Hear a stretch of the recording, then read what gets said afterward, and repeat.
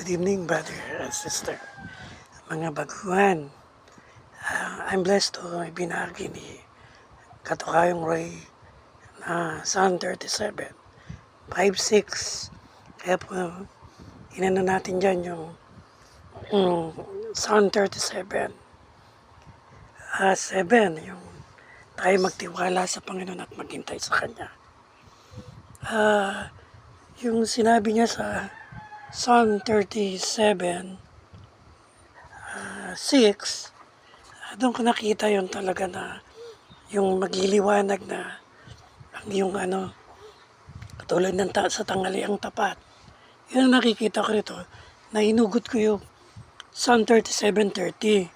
Sa bibig ng matuwid, namumutawi karunungan at sa labi nila'y pawang katarungan.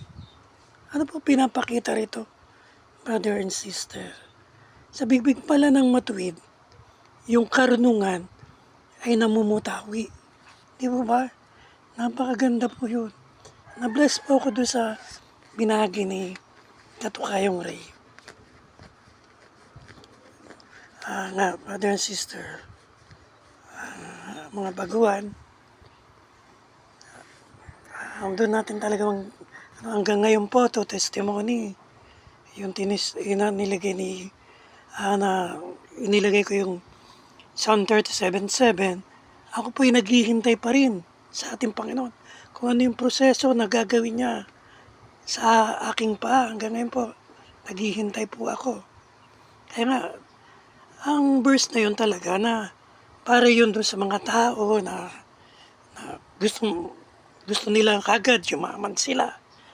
So, di ba napapapunta po doon sila sa masama. Di ba? Yung nagmamadali.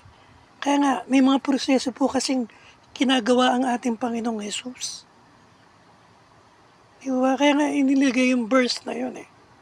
Meron po sa mga proseso na ginagawa sa atin. Kaya kailangan maghintay po tayo sa ating buhay. Di ba? Na hindi po tayo lagi nagmamadali. Gusto ko, brother Ray, magkaroon ako sa akin. Huwag muna. Hintayin natin ang Panginoon kasi meron siyang proseso. Brother Ray, gusto ko kagad gumaling ako, brother Ray. Hindi eh. Hintayin natin ang Panginoon. Maaring sa iyong pamilya, maaring sa iyong sarili, na meron siyang prosesong ginagawa. Yun lang ang nakikita ko doon. Sige po. Sa isang Diyos, ang papuri at pasasalamat. God bless.